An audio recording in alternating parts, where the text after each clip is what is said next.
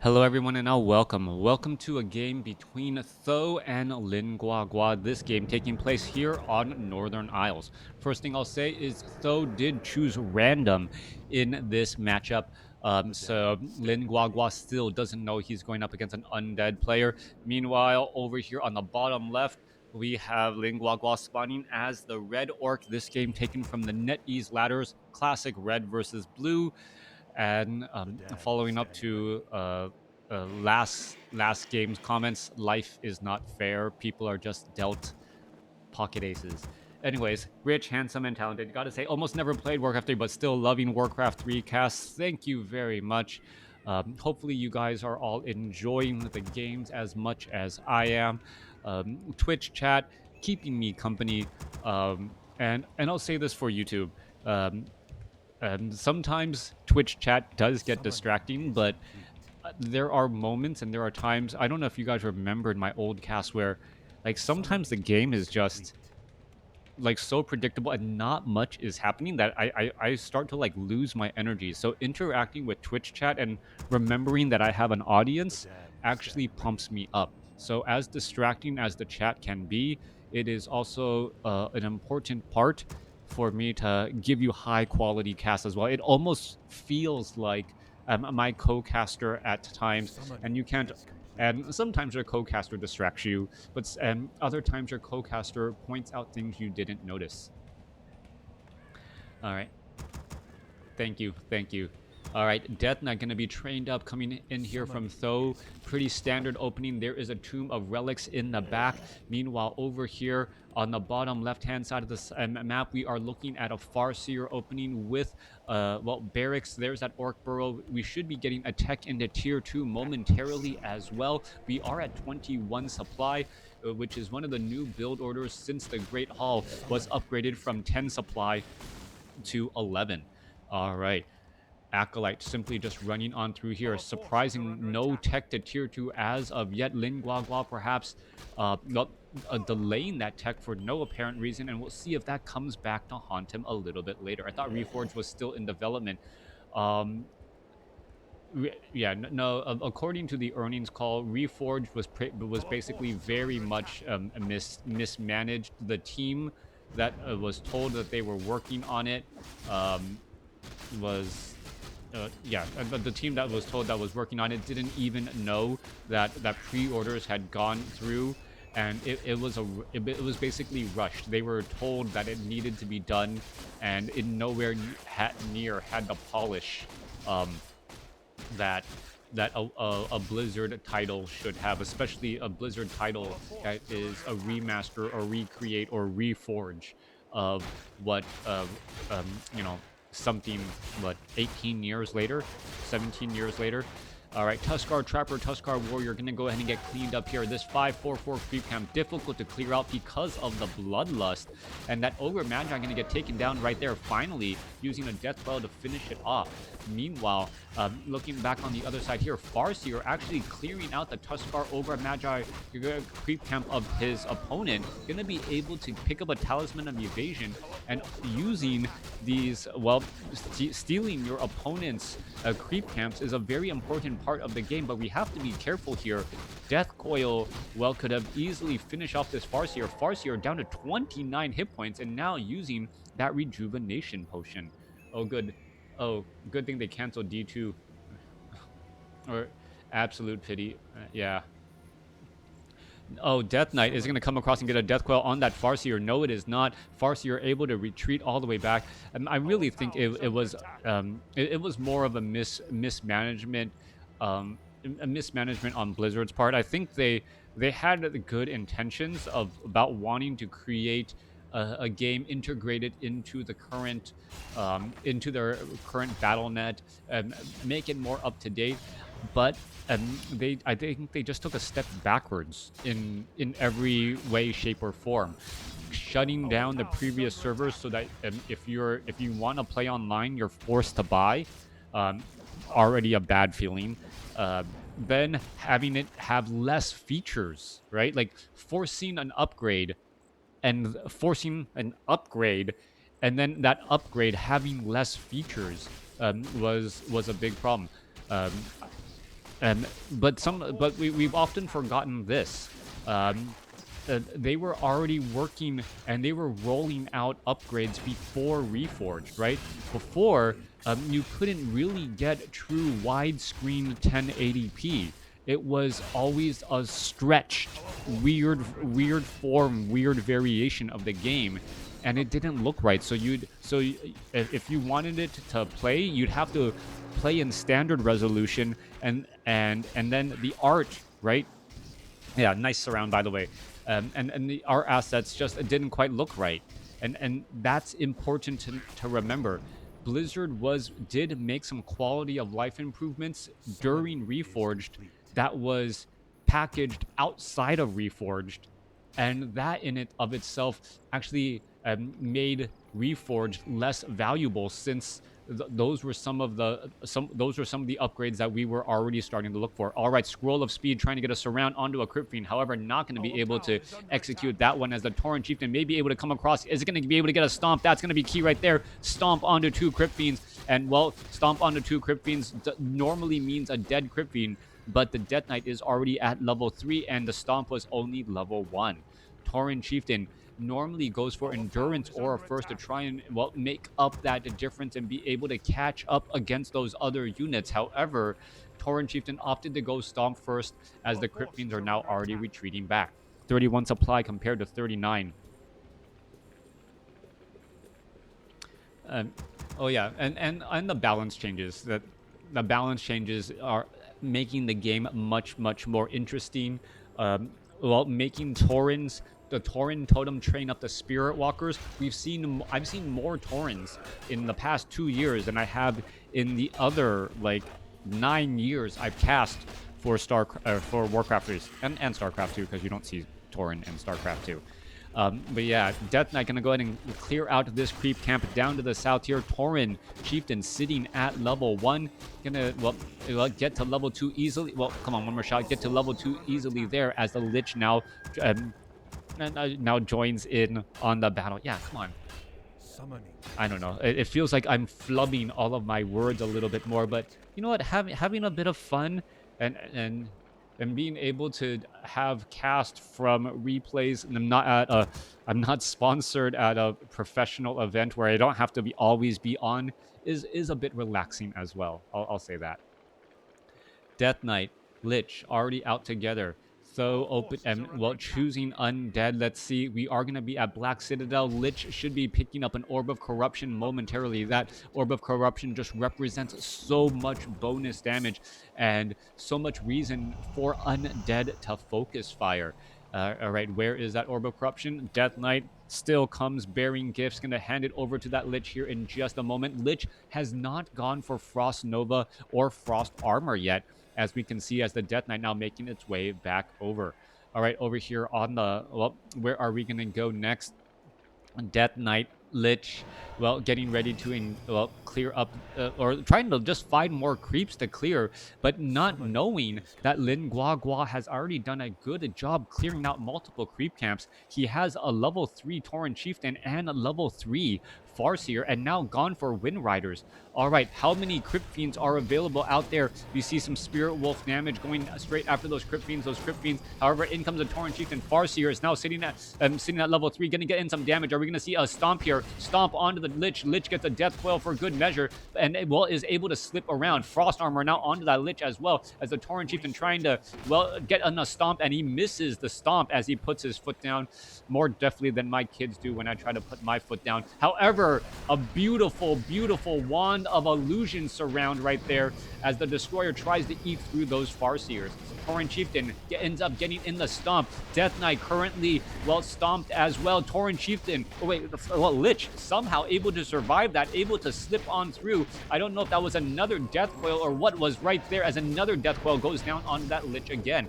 It could have been a potion of healing or something. I thought it was already down to dead, but no, the Lich somehow still staying alive. 47 supply compared to 38, as we're continuing to fight back and forth. Destroyer is going to get down to 113 hit points as it tries to retreat back. The Obsidian statue working overtime to heal up all of those units, and somehow Lin Guagua, after getting some beautiful surrounds onto the Lich, does not kill the Lich.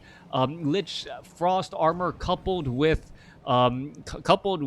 death coils, coupled with a couple of heals, am able to get away. All right, Death Knight, Lich now sitting at level 2. Frost Nova finally going to get picked up right there as that second ability, transferring a potion of lesser invulnerability to that Lich. Well, though says, you know what? If you're going to be going after my Lich so much, Lin Guagua, I'm going to be giving him extra protection. Most likely Scroll of the Beast or Wand, a mana stealing sold right there. I believe that was that consumable item, 200 gold as we make our way back off to the north.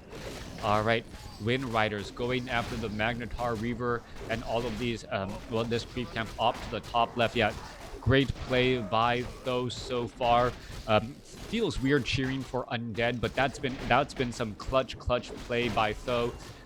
There, Wind Riders now looking to back up again. Tauren Chieftain gonna go ahead take down there as a Farseer gets plus 12 claws of attack. That Farseer now with plus 20 damage as the Kodo Beast joins in on the battle as well. Tauren Chieftain sitting at level 3. Scroll of the Beast, one of the consumable items indeed. Spirit Wolf's going to go ahead and finish off more of these units again, and well, the Wind Riders picking down more units once more. Meanwhile, back off to the side here, Death Knight going to finish things off. Gets claws of attack plus 9. Is that going to be given to the Lich? Perhaps we will see a little bit of an exchange here. Chain Lightning, no Chain Lightning, just a little bit of damage going down here as a Destroyer takes a little bit of poison damage as well. Feels great rooting for Undead. All right, back to the side. Tome of Agility plus 2 left behind. Watchtower being placed down. And, well, this Watchtower being positioned first in order to, before establishing that expansion. Death Knight sitting at 4. And so far, we're still looking at Tho with a slight hero level advantage, but the Farseer and the Tauren Chieftain both very, very close to that next level, as well as they're clearing out the Magnetar Reaver over here on the bottom right. We could have a potential Creepjack Kodo Beast. Well, it should be trying to walk the opposite direction. This will buy some precious seconds as it tries to get away, and now he knows that, well, something is going down in this back corner. Scroll of Speed, Tome of Strength plus 2. Units are going to go ahead and run already. As the Tome of Strength plus 2 is going to be left behind. That was a calculated risk as he did not want his back exposed to his opponent as he was retreating. Research complete. Great Hall now being placed down here. We're looking at Death Knight already at 4. Lich staying at 3. Death Knight may actually get up to 5 here in just a moment. Destroyer with a little bit of bonus damage because of that mana. 48 supply compared to 49. Expansions being placed down already by Tho. Lin Guagua a little bit behind, but this expansion may get set up in a way where his opponent doesn't quite know about it. Coming back off to the top left here, Death Knight, Lich. Are we going into a third hero? I do not believe so. It is just old school Undead, Death Knight, Lich, Frost Nova, Death Coil as the 1-2 follow-ups to any unit that has taken damage from the Undead army.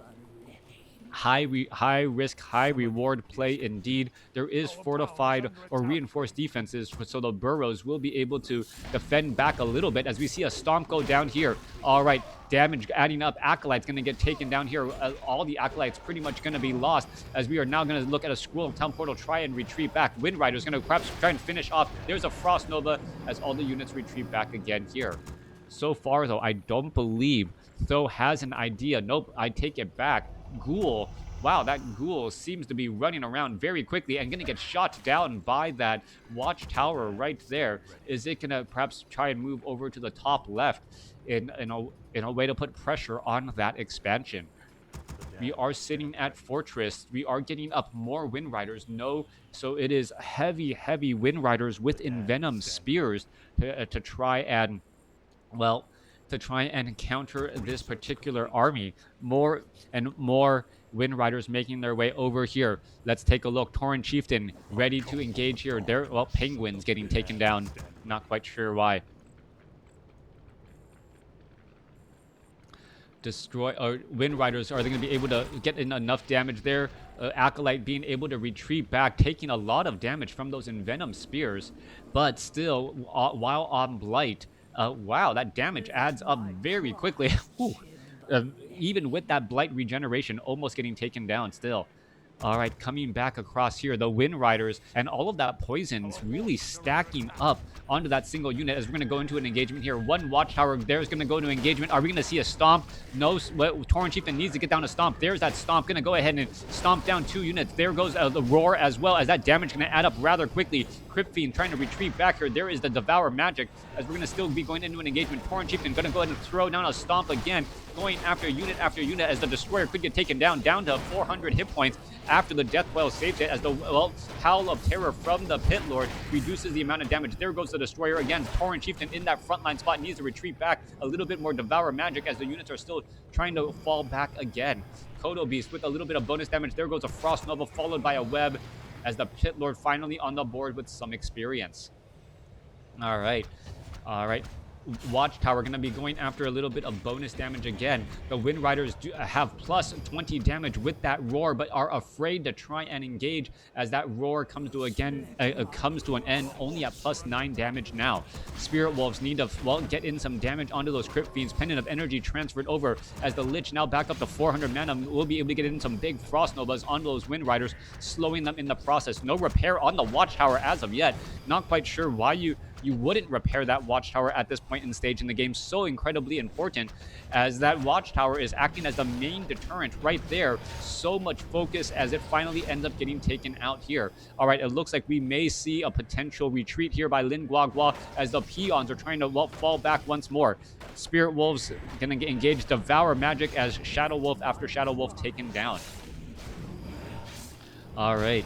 Undead going to be able to take down the Great Hall here. No repairs onto that Watchtower, making it, easy for eventually Tho to just squeeze his way on in. Meanwhile, back over here to the bottom left, we're looking at Lin Guagua sitting on a 69 supply army. That is, rather large indeed. And indeed, even if these Peons are going to be lost here, the Wind Riders, tiny Great Hall now being established down to the south here. 69 supply over 61 as the Kodo Beast, looks to rejoin in with the rest of the Wind Riders. Wind Riders 1-0 upgrades. Thank you for the follows, as the Tauren Chieftain and the Farseer looking to perhaps try and catch some of these units off guard. 69 supply compared to 65. We're going to be going into a slight engagement here. Can the Wind Riders catch a couple of units in transit? And that would be the lucky break that Lin Guagua needs right now, as a Banshee still counts as a unit in transit, not the unit he was looking for, but still gonna helpfully benefit quite a bit. All right, in comes the Tauren Chieftain, Scroll of Speed. There's a couple of webs. There's a Stomp right there. Wind Riders going after the Destroyer. Destroyer gonna quickly get taken down. There it goes, as the Wind Riders now going after Crypt Fiends and other ground units as well. That damage over time does add up very quickly. And the Wind Riders and the Envenom Spears actually make a Chain Lightning follow-up really, really dangerous, as there is a bunch of low hit point units that all of a sudden can take damage or get taken out by a random Chain Lightning bounce. Wind Riders going after all of these units here. Crypt Fiend could end up getting taken down again. There goes another 45 supply compared to 66. Lin Guagua putting pressure back as Obsidian Statues are falling as well, even though they're not taking any poison damage whatsoever. Frost Nova from a Lich causing a little bit of problems right there, a little slowdown, as the Tauren Chieftain could purposely hang back to try and use that Scroll of Healing, should in fact do that, to try and heal back up all of these units. All right, there is that damage. There goes another Obsidian Statue still chasing across the board. 46 supply compared to 69. There's a Howl of Terror as the Tauren Chieftain has not used that Scroll of Healing as of yet. There it goes, using that Scroll of Healing, and it looks like that that one Crypt Fiend is just going to continue to hide right there. That Envenom Spear trying to finish it off, but you can't die from poison here in Warcraft 3. That was a great battle right there, but now that the Death Knight is up to level 3, things could get changed up pretty quickly. Death Knight gonna go ahead and get a full heal up on that Crypt Fiend right there. Tauren Chieftain looked like he was trying to think about engaging, but then decided against it. Not that great of an idea. Peon's gonna start mining over here at the central expansion location. Lin Guagua being much more traditional in terms of his location this time around. Meanwhile, we should be looking at a couple of healing salves ready to go once more. 71 supply compared to 50 Tauren Chieftain close to, or about halfway to levels, almost halfway to level 6. Farseer about what, a 5 1/3, and that is going to be incredibly important. The amount of damage mitigated by that Pit Lord, however, with that Howl of Terror is going to be key. Scrolls of Speed should also be used as well to try and land those hit and run tactics, as the Shadow Wolves will now be able to start playing inside the undead mining locations, getting damage in pretty much for free. Shadow Wolves are right there causing a little bit of congestion as the Tauren Chieftain, well, takes a lot of damage in that front line spot. Are we going to see a stomp? Tauren Chieftain trying to make its way back over. There goes a web or an ensnare onto the Death Knight. Death Knight using a potion of lesser invulnerability instead, as the Crypt, or the Tauren Chieftain, now in a little bit of trouble, down to 219 hit points. He has to back away as the Death Knight could easily death well there. There goes a Crypt Fiend stomp, only hitting one unit. Meanwhile, the Raiders going after more and more units there. Death Coil onto the Crypt Fiend as well, as the Pit Lord trying to hang in the back. He needs to heal up. There's that healing salve, getting him back up to 300 hit points. However, the Endurance Aura still across all of those Wind Riders indeed. Tauren Chieftain trying to keep a safe distance. Chain Lightning, Death Coil saving that Pit Lord, and that's that instant that I talked about, using the Wind Riders and Venom Spears that have damage add up over time, and then Chain Lightning almost getting that Pit Lord right there. Tauren Chieftain is going to try and throw down a stomp. No, it is not. Just trying to zone things out. Death Knight not going to be able to get the Death Coil off, as he is currently stunned, as the Tauren Chieftain, well, still has a potion of lesser.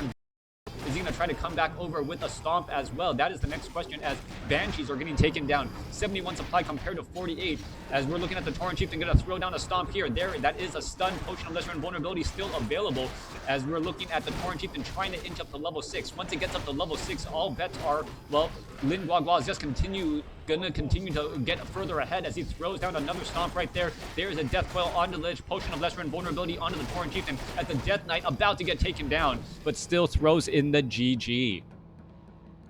Beautiful, beautiful game. Well played by Lin Guagua right there in that match, taking down Tho. That ninja expansion off to the top left, a little bit risky, and things did not look good. But that fight from west coast to east coast, where he was able to just use Envenom Spears and pick damage over time, eventually allowing Envenom Spears and then a follow-up Chain Lightning be a nasty 1-2 punch. Absolutely a great move. Tauren Chieftain was on the cusp of level 6, and I think Tho knew that even though he saved his Death Knight, he was going to end up losing that game. Death Knight was able to get the Scroll of Town Portal off in time, but the army difference was just far too much. If you take a look at the hero levels, 3,800 versus 2,400, but what it doesn't show you is that both the Tauren Chieftain and the Farseer probably could have gotten to level 6 if the Death Knight had fallen right there. It was just that close, and we all know how powerful a level 6 Tauren Chieftain is. Great games, great matchups. Hope you guys enjoyed this game here on Northern Isles. Thanks for watching. Thanks for listening. Hope you see me again.